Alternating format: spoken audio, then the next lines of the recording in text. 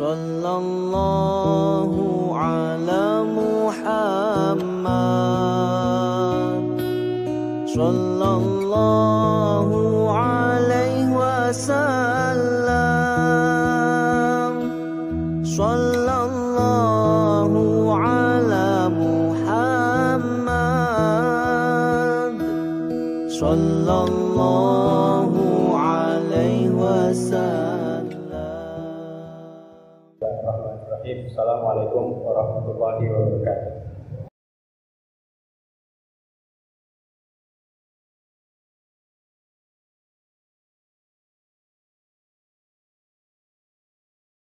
Innal hamdalillah nahmaduhu wa nasta'inuhu wa nastaghfiruh wa na'udzu billahi min shururi anfusina wa min sayyiati a'malina. May yahdihillahu fala mudilla lahu wa la yudlil fala hadiya lahu. Wa asyhadu an la ilaha illallah wahdahu la syarika lahu wa anna Muhammadan abduhu wa rasuluh. Qala Allah ta'ala fi kitabihil karim, ya ayyuhalladzina amanu taqullaha haqqa tuqatih wa la tamutunna illa wa antum muslimun. Wa qala Allah ta'ala fi ayatil akhar, a'udzu billahi minasy syaithanir rajim. Bismillahirrahmanirrahim.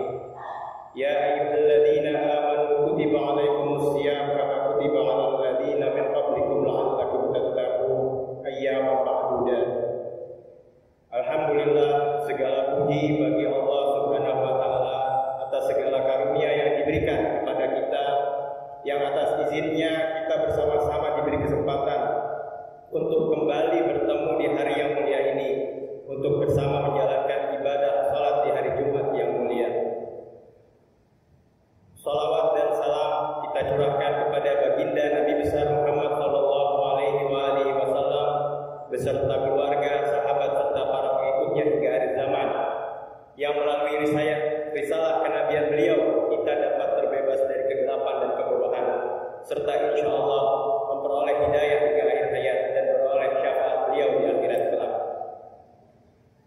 Izinkan khatib pada kesempatan ini untuk menyampaikan pengingat terutama kepada diri khatib sendiri, bahwa kita selalu mesti menjalankan kehendak Allah Subhanahu wa taala yang menciptakan manusia untuk menjadi khalifah di muka bumi bagi semua makhluknya.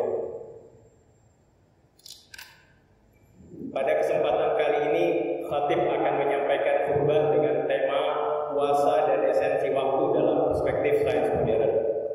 Sebuah topik yang khatib kira penting untuk disampaikan dalam rangka menyambut bulan Ramadan yang sebentar lagi akan kembali kita jalani. Selain menjadikan mimbar Jumat yang mulia ini sarana untuk memahami dan memuliakan kebesaran Allah Subhanahu wa taala dalam menciptakan alam semesta. Jamaah Jumat yang dimuliakan Allah Subhanahu wa taala, puasa merupakan salah satu ibadah yang diperintahkan oleh Allah Subhanahu wa taala dengan keunikan tersendiri. Puasa menuntut kesiapan diri baik dari sisi jasmani maupun rohani dan dilakukan secara massal selama 1 bulan penuh. Puasa yang dilakukan secara periodik setiap tahun juga merupakan kesempatan untuk memulai kembali siklus kehidupan kita untuk 1 tahun ke depan. Banyak hikmah yang dapat dipetik dari melaksanakan puasa, baik dari aspek kesehatan, kepekaan sosial, dan terutama dalam meningkatkan ketakwaan, sebagaimana yang diredaksikan dalam ayat ke-183 surah Al-Baqarah yang khatib sampaikan di awal khutbah tadi. Atas dasar itu, tidak berlebihan jika kita mengatakan bahwa bulan suci Ramadan pada hakikatnya merupakan sebuah madrasah kehidupan yang Allah Subhanahu wa taala berikan kepada kaum muslimin, yang syarat akan bekal pelajaran yang amat berharga untuk menjalani kehidupan. Sama seperti beberapa ibadah lain yang diperintahkan Allah Subhanahu wa taala, puasa memiliki kaitan yang amat erat dengan waktu. Puasa selama bulan Ramadan dilakukan dalam kurun waktu yang sudah ditetapkan, yaitu mulai dari saat waktu subuh hingga waktu maghrib. Yang keduanya terkait dengan gerak rotasi bumi yang bersifat periodik atau berulang. Untuk kita yang tinggal di sekitar garis ekuator bumi, mengalami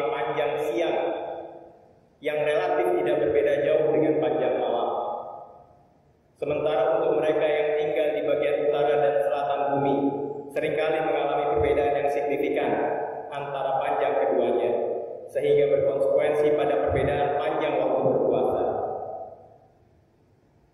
Perbedaan tersebut muncul karena bidang rotasi bumi yang membentuk sudut inklinasi sebesar 23 derajat dengan bidang orbit bumi mengelilingi matahari.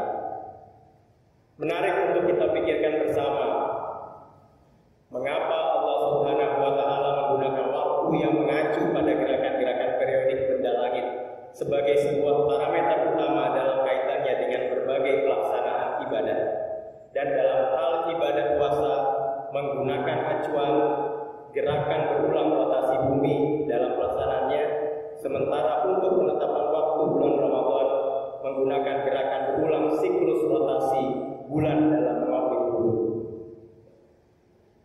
Salah satu hikmah yang mungkin dapat dipetik dari pemanfaatan gerakan-gerakan tersebut adalah agar kita sebagai hamba yang lemah selalu mengingat kebesaran Allah Subhanahu wa Ta'ala dalam mencipta alam semesta ini.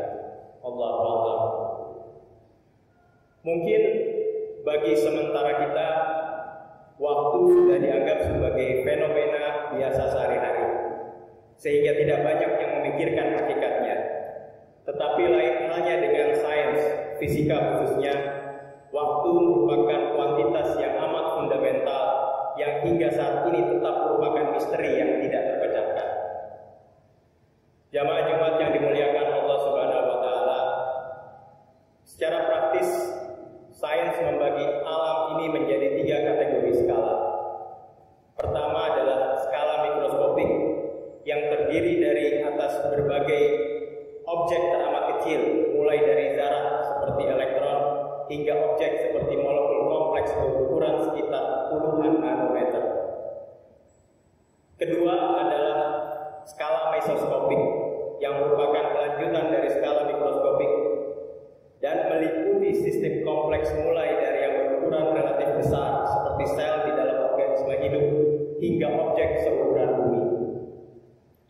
Dalam skala mesoskopik inilah kata hidup memiliki makna.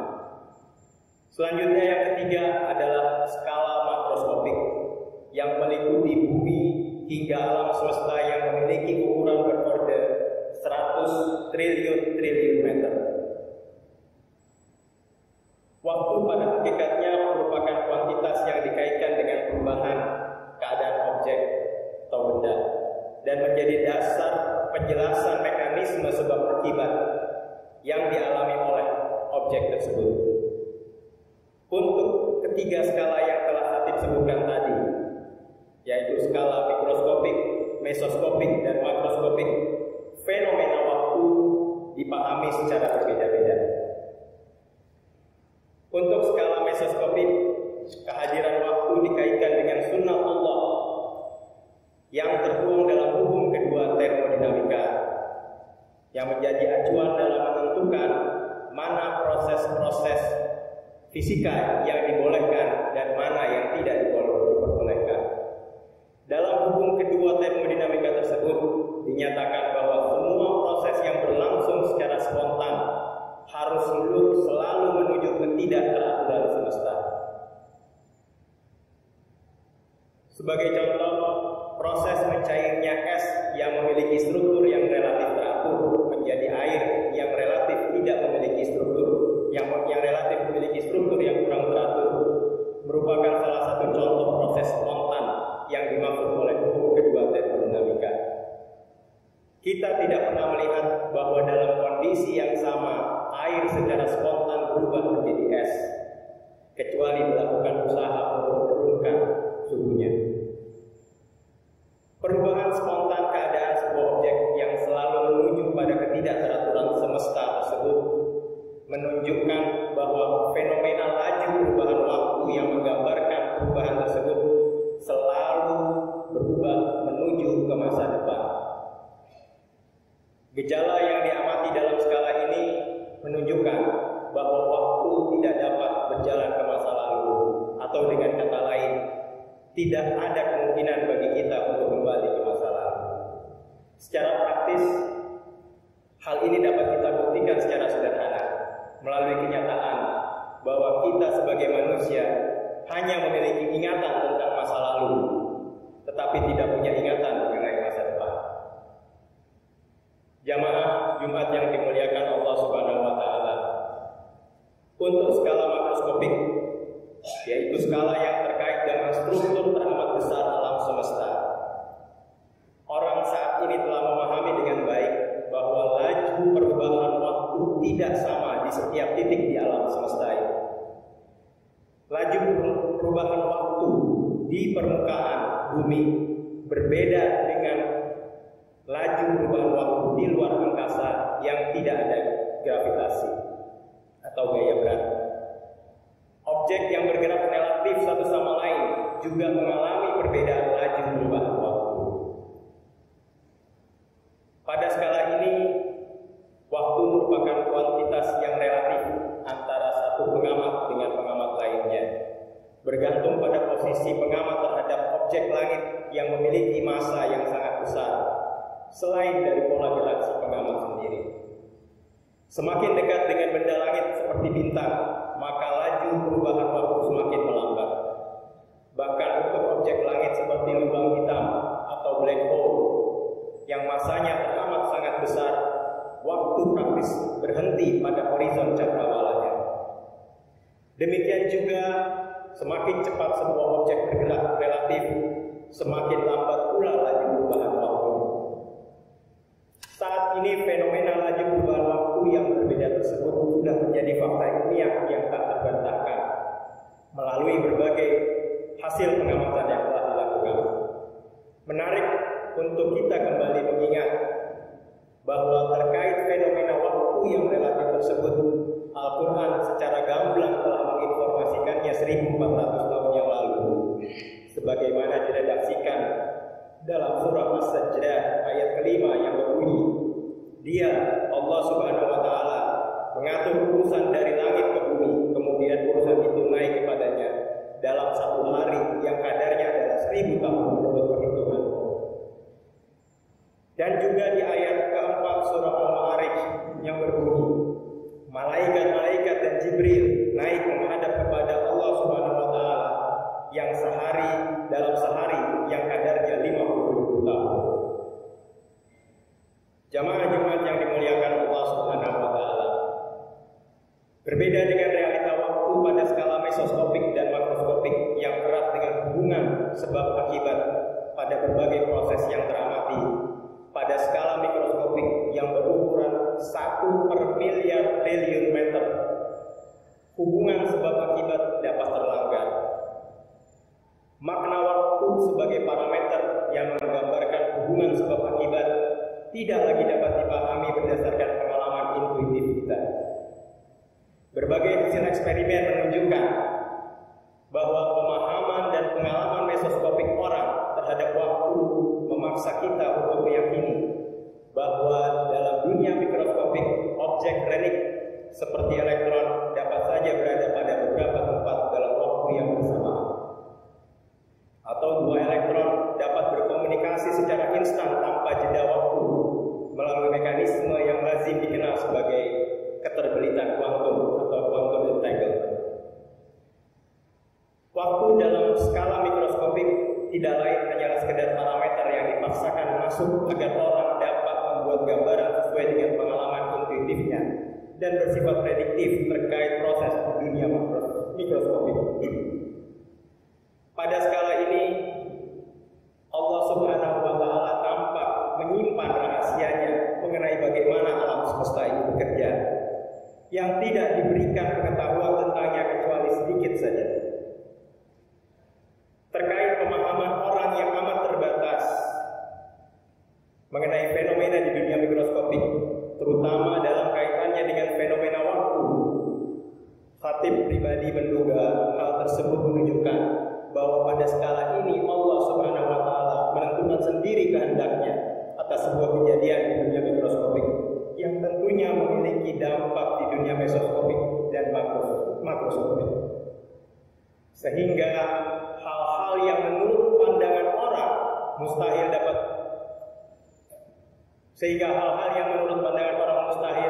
dapat saja terjadi sebagai sesuatu yang kita namakan sebagai bidzalik. Wallahu a'lam. Jamaah Jumat yang dimuliakan Allah Subhanahu wa taala.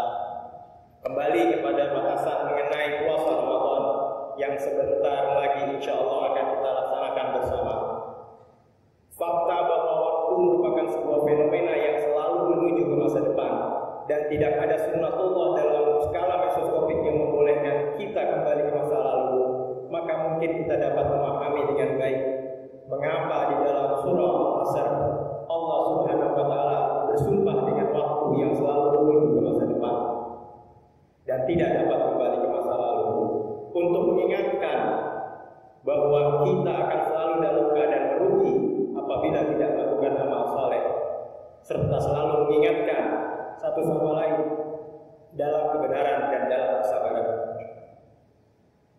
Di pihak lain, perlu kita renungi bersama bahwa bulan Ramadan menjadi mulia tidak hanya karena ada perintah puasa, tetapi juga karena merupakan bulan diturunkannya Al-Quranul Karim yang di dalamnya berserak begitu banyak perintah untuk memikirkan alam ciptaan Allah Subhanahu wa taala melalui cara berpikir yang kritis lewat pertanyaan-pertanyaan yang kemudian kita upayakan mencari jawabannya. Jika demikian halnya, maka tidak berlebihan apabila kita juga menjadikan madrasah Ramadan sebagai ajang untuk memahami kebesaran Allah Subhanahu wa taala dengan cara meningkatkan kemampuan diri dalam berpikir analitis dan sistematis guna membentuk perangai ilmiah yang lebih baik.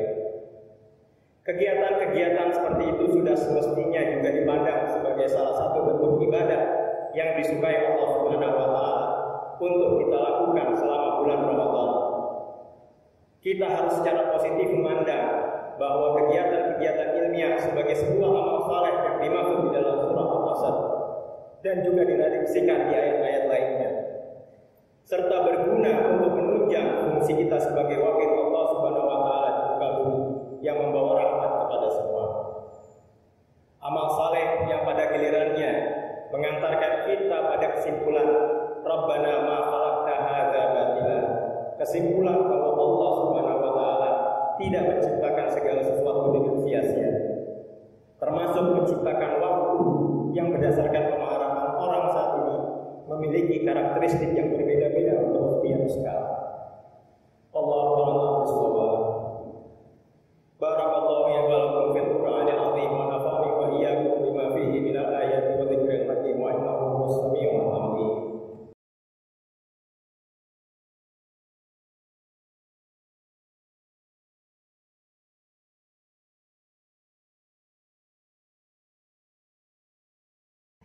Alhamdulillahirabbil alamin.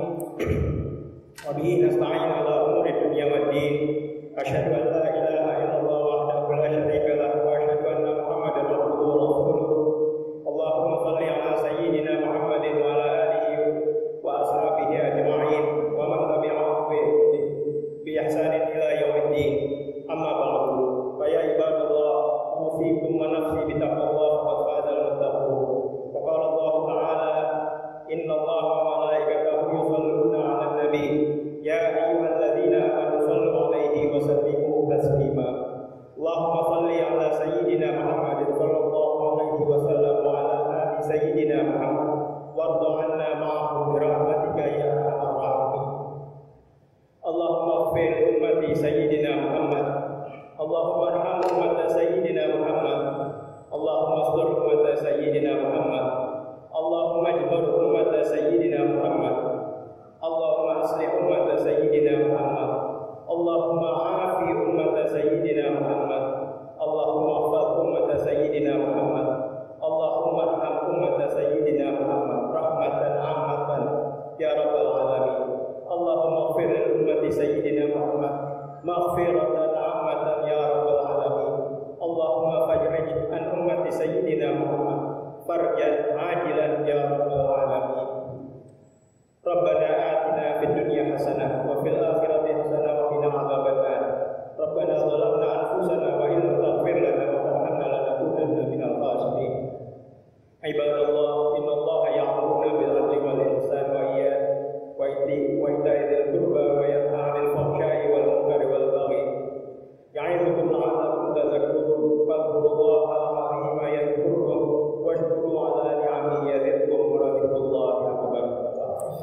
Sallallahu ala Muhammad. Sallallahu alaihi wasallam. Sallallahu ala Muhammad. Sallallahu alaihi wasallam.